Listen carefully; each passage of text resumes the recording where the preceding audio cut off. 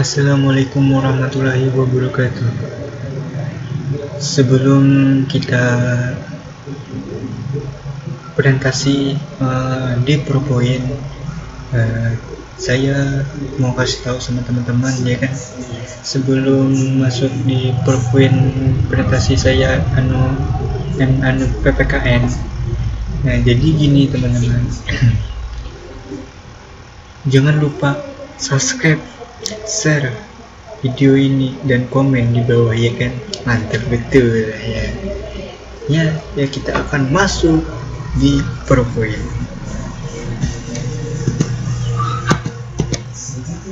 Masuk. Ya kita akan masuk nih guys. Masuk ini. Pendidikan Pancasila dan Kewarganegaraan. Kasus pelanggaran hak asasi manusia dalam perspektif Pancasila. SMKN 1 Mentangai kelas 12 Multimedia. Presentasi bab 1 oleh Muhammad Raju.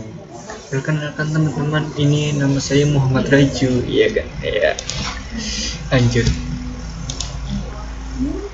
Substansi hak asasi manusia. Hotman. Ini sebagai ini sebagai contohnya ya kan. Nah, salah satu karakteristik hak asasi manusia adalah bersifat universal. Artinya, hak asasi merupakan hak yang dimiliki oleh setiap manusia di antara dunia tanpa membedakan suku, bangsa, agama, ras maupun golongan. Nah, ini yang selanjutnya, Pancasila merupakan ideologi yang mengedepankan nilai-nilai kemanusiaan. Pancasila sangat menghormati hak asasi setiap warga negara maupun bukan warga negara Indonesia. Selanjutnya, nomor 1, hak asasi manusia dalam nilai ideal sila Pancasila. Nilai ideal disebut juga nilai dasar berkaitan dengan hakikat kelima sila Pancasila. Hubungan antara hak asasi manusia dengan Pancasila. Sila ketuhanan yang Maha Esa menjamin hak kemerdekaan untuk memeluk agama. Nah, ini sila pertama. Sila kedua, sila kemanusiaan yang adil dan beradab menempatkan setiap warga negara pada kedudukan yang sama dalam hukum. Lanjut tetek.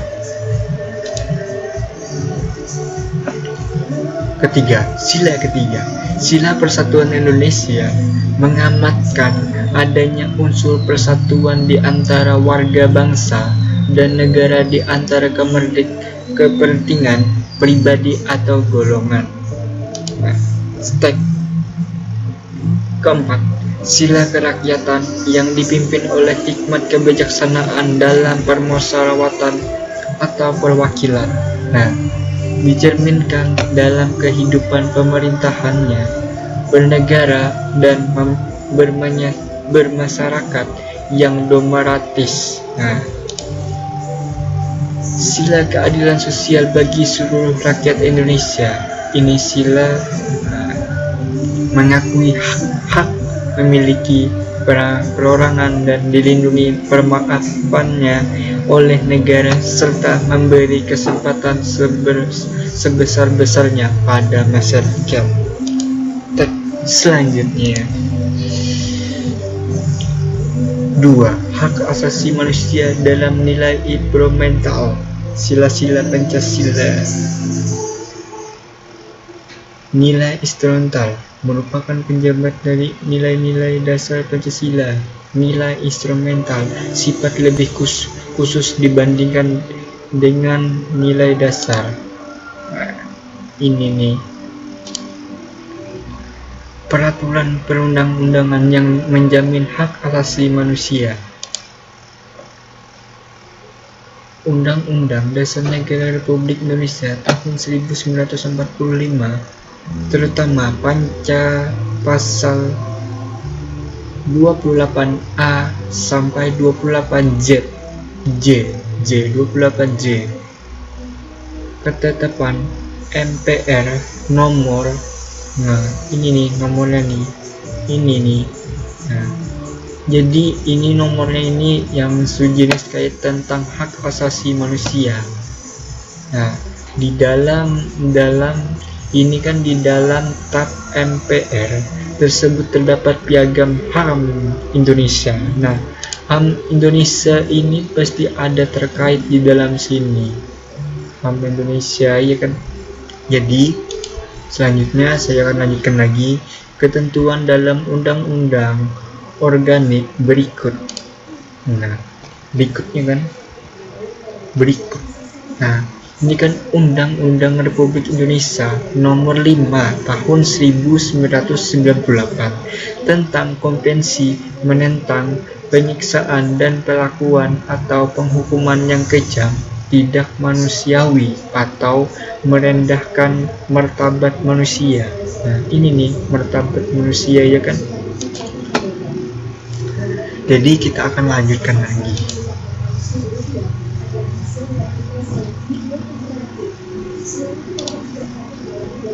Ini nih Undang-Undang Republik Indonesia nomor 39 tahun 1099 tentang hak asasi manusia. Undang-Undang Republik Indonesia nomor 28 tahun 2000 tentang Undang-Undang Republik Indonesia nomor 11 tahun 2005 tentang Kovenant Internasional tentang hak-hak sipil dan politik. Undang-Undang Republik Indonesia nomor 12 tahun 25 tentang Kovenant Internasional hak-hak ekonomi, sosial, dan budaya. Ini nih budaya. Ketentuan dalam peraturan pemerintah pengganti undang-undang Perpu. Jadi ini nomor 1 tahun 1999 tentang pengadilan hak asasi manusia. Ketentuan dalam peraturan pemerintahan berikut. Peraturan pemerintahan nomor 2 tahun 2002 tentang tata cara perlindungan terhadap korban dan saksi dalam pelanggaran hak asasi manusia yang berat.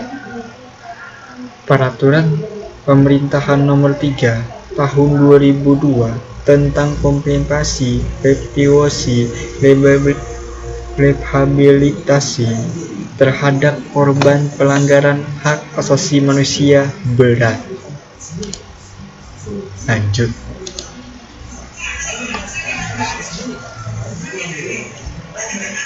Jadi ini nih ketentuan dalam keputusan Presiden KEPPES. Ini nih ketentuan dalam keputusan Presiden nih. Ini nih dalamnya ini pembacaannya. Saya lanjutkan ya.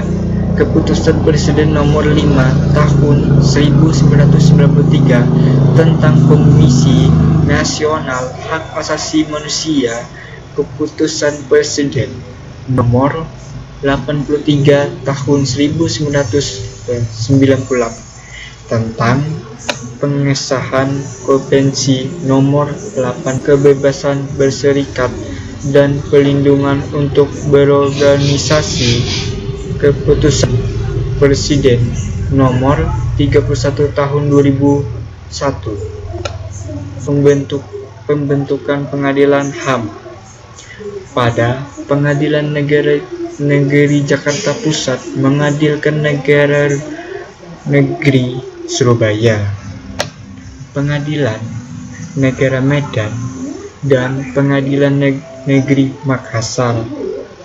Keputusan Presiden Nomor 96 Tahun 2001 tentang perubahan Kepres Nomor 53 Tahun 2001 tentang pembentukan Pengadilan Hak Asasi Manusia AD/OOC pada Pengadilan Negeri Jakarta Pusat. Keputusan Presiden Nomor 40 Tahun 2004 tentang Rencana Aksi Nasional Hak Asasi Manusia Indonesia tahun 2004 sampai 2009. Step lanjutnya.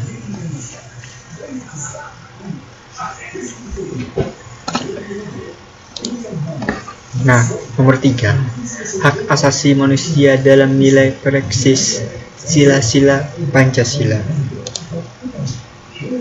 Nilai praksis merupakan realisasi nilai-nilai instrumental suatu pengalaman dalam kehidupan sehari-hari.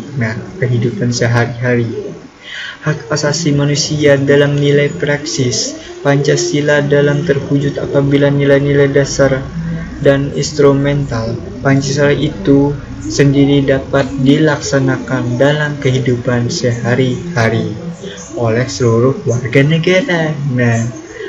Seluruh warga negara, ya kan?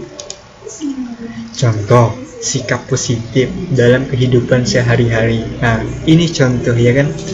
Nah, misalnya ini contohnya, ketuhanan yang Maha Esa, kehormat menghormati dan bekerja sama antar umat beragama sehingga terbina kerukunan hidup. Nah, ya kan? 2. Kemanusiaan yang adil dan beradab, mengakui persamaan derajat hak sesama manusia. Itu ya kan, kewajiban antara sesama manusia, berarti sesama manusia derajatnya sama, ya kan, bersatu. Nah, ini persatuan Indonesia, rela berkorban untuk kepentingan bangsa dan negara. Nah, ini nih, lanjut kita tek, ya kan. Ini mulai. Kerakyatan yang dipimpin oleh hikmat kebijaksanaan dalam permusyawaratan atau perwakilan. Nah, mengutamakan kepentingan negara dan masyarakat. Nah, kepentingan ini nih, kepentingan negara dan masyarakat, mengutamakan dia ini, ya kan? Nah, ini selanjutnya, keadilan sosial bagi seluruh rakyat Indonesia. Nah, menjaga keseimbangan antara hak dan kewajiban. Nah, ini nih, menjaga keseimbangan antara hak dan kewajiban. Nih, lanjut. B. Kasus pelanggaran hak asasi manusia di Indonesia. Nah, di Indonesia, ya kan, jenis. Nah, satu jenis, ya kan. Nomor satu, jenis-jenis pelanggaran hak asasi manusia HAM. Kita lihat. Nah, pelanggaran HAM berat menurut Undang-Undang Republik Indonesia Nomor 26 Tahun 2002 tentang pengadilan HAM dapat diklasifikasikan menjadi dua. Kejahatan genosida. Kejahatan genosida itu ya kan, yaitu setiap perbuatan yang dilakukan dengan maksud untuk menghancurkan atau memusnahkan seluruh atau sebagian kelompok, bangsa, ras, kelompok etnis, kelompok agama. Nah, ini nih kejahatannya kan. Kejahatan. Selanjutnya kejahatan terhadap kemanusiaan. Nah, kejahatan ini lagi ya kan, yaitu salah satu perbuatan yang dilakukan sebagai bagian dari sarangannya ya kan, yang meluas atau sistematik, yang diketahuinya bahwa serangan tersebut ditunjukkan secara langsung terhadap penduduk sipil. Nah, terhadap penduduk sipil nih kan penjahatnya, penjahatnya ini kan. Lanjut. Nomor 2, menyimpangkan nilai-nilai Pancasila dalam kasus pelanggaran hak asasi manusia. Nah, ini kan nomor 2 nih. Lanjut. Nah, ini kasus pelanggaran hak asasi manusia di Indonesia. Nah, ini pembunuhan 431 penduduk Leeuwarden oleh tentara Belanda pada tanggal 5 Desember 1947. Kerusuhan Tanjung Priok tanggal 12 September 1984. Dalam kasus ini 24 orang tewas, 36 orang luka berat, dan 19 orang luka ringan. Peristiwa Talang Sari pada tanggal 7 Februari 1989. Dalam kasus ini 27 orang tewas, sekitar 173 orang ditangkap, namun yang sampai ke pengadilan 23 orang. Wow, 23 orang. Penembakan mahasiswa Universitas Trisakti pada tanggal 12 Mei 1998. Dalam kasus ini 5 orang tewas. Kasus pelanggaran HAM internasional. Wow, internasional ini pelanggarannya ya kan. Lanjut lagi ya kita.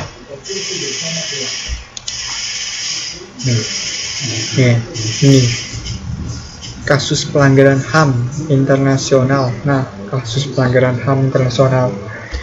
Kasus-kasus pelanggaran HAM internasional yang terjadi pada umumnya disebabkan belum dipahaminya konsep HAM dan banyaknya akses pelanggaran disiplin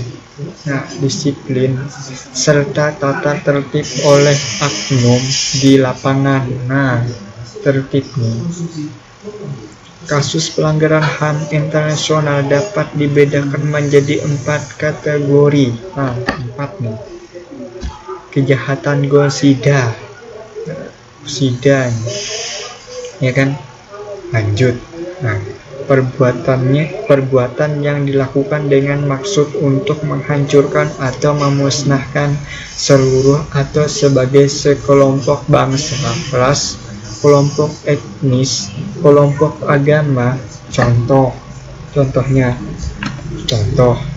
tragedi Sebara dan Shatila pada September 1982 di Beirut, Lebanon. Nah, ya kan.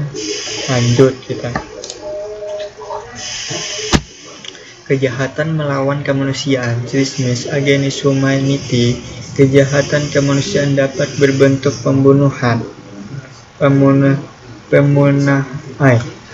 pemusnahan, penyiksaan, perbudakan, pengusiran, perampasan, kemerdekaan yang melanggar hukum internasional, dan sebagainya.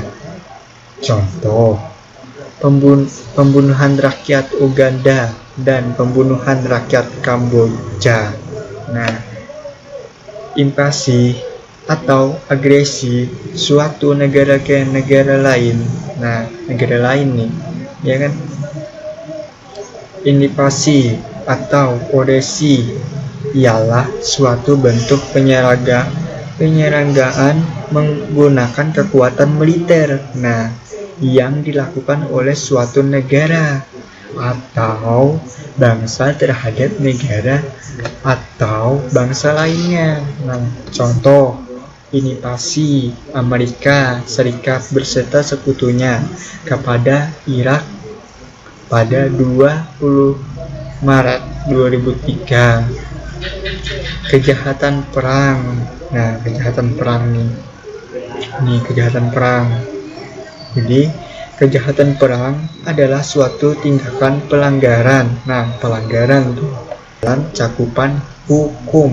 Hukum internasional terhadap hukum perang oleh satu atau beberapa orang, baik militer maupun sipil. Selanjutnya tag.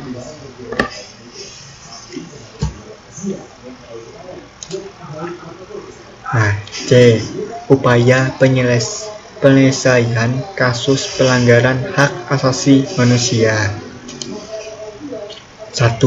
Peradilan dan saksi atas pelanggaran hak asasi manusia di Indonesia. Di Indonesia nih. Kasus pelanggaran HAM akan senantiasa terjadi jika tidak secepatnya ditangani negara yang tidak mau menangani kasus pelanggaran HAM yang terjadi di negaranya akan disebut sebagai unwillingness state atau negara yang tidak mempunyai kemauan penegakan HAM. Penegak HAM itu Bang. Lanjut. Nomor 2. Peradilan dan saksi atas pelanggaran HAM, hak asasi manusia internasional. Saksi internasional dijatuhkan kepada negara yang dinilai melakukan pelanggaran atau tidak peduli terhadap pelanggaran hak asasi manusia di negaranya. Diberlakukannya travel warning, peringatan bahaya berkunjung ke negara tertentu terhadap warga negaranya. Kita negaranya itu kan, jadi kita lanjut lagi ke berikutnya.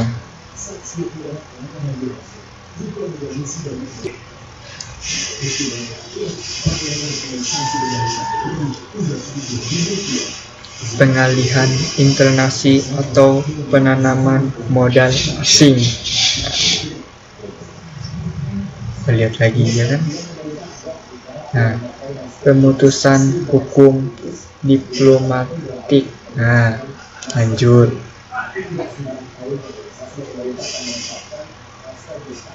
Pengurangan bantuan ekonomi. Ada lagi. Pengurangan tingkat kerjasama. Pengurangannya ini kan pembuktian produk ekspor. Ini nih embargo ekonomi. Ini nih. Ya kan, selesai dan terima kasih.